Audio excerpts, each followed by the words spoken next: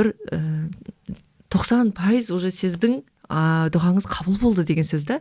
Екінші, сіздің жағдайыңыз жаңағыдай Аллаға қашан сіз ықыласты боласыз, орысша айтқанда искренне дейді ғой, ықыласты болған сайын дұғаңыз қабыл болады. Ол жерде шарт емес сіз арабша, ағылшынша қылуыңыз. Алла барлығын түсінеді. Алла тіпті егер сізге тіл мен құлақтың есту қабілетін алып қойса, сіз сөйлей алмайсыз ғой, олардың да дұғасын қабыл етіп жатыр ғой. Сол үшін дұға қабыл болуда айтады ғой, сен фиғли, яғни іс-әрекетпен дұға қабыл ету бар. Одан кейін сенің халің, яғни сенің жағдайың сол дұғаны қабыл ететін жағдайға түсіреді. Одан кейін сен сөзің, яғни қаули дейді. Осы үш жағдайды ұстау керек. Фиғли дегеніміз, көп адамдар былай дұға етеді, болды, әрекет етпейді. Мысалы, сен дұға еттің ба? Дұға деген ол қимылдау деген сөз. Жақсы, қарызымнан құтылайыншы Аллахым деп дұға еттің ба?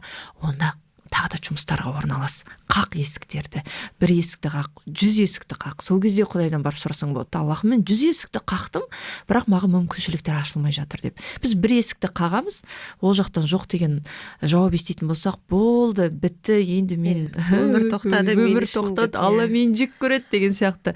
Одан кейін халіңіз әлсіз болған сайын сізді мейірімге алатын жандар көбейе береді. Ол Алладан келген негізі курьерлер деп айтамын мен ше. Құдай оны да жүрегіне салды. Одан кейін сөз, әрине Алладан сұрау керек. Алладан тек қана ақыретті сұрау деген нәрсе жоқ. Алладан осы дүниелік нәрселерді сұрау керек. Мынандай нәрсе бар, ұғып алу керек.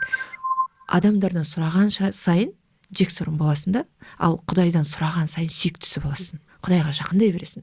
Сол үшін не нәрсе болса да бірінші Құдайдан сұрауға, бірінші звонокты Құдайға жіберуге асығу керек та. Сонда Алланың сүйіктісі болып Аллаға жақындай береді екен.